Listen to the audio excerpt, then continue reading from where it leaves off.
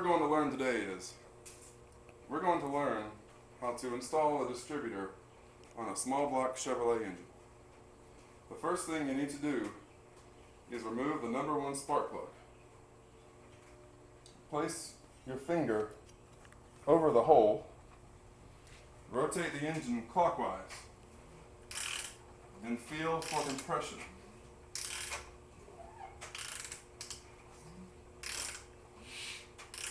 Alright, there's compression. Once you begin to feel compression,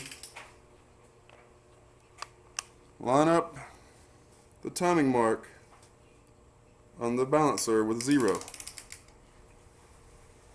That's top dead center number 1. The distributor we're installing is an HEI distributor. One thing you'll notice about the distributor is this casting mark.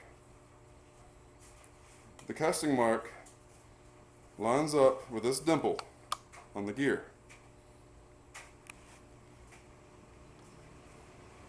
That shows the distributor is pointing to number 1. The casting mark also faces forward. When you drop the distributor in, rotate the rotor counterclockwise slightly to line up with the tooth on the camshaft. And that is a tooth off. So we'll pull it back out, go a little farther to catch the next tooth.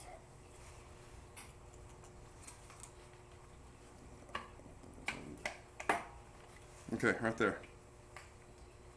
Now, if you'll notice, the distributor is not all the way down. To fix that, all you have to do is rotate the engine a little more, and it should fall in. And to make sure you're still on top dead center number 1,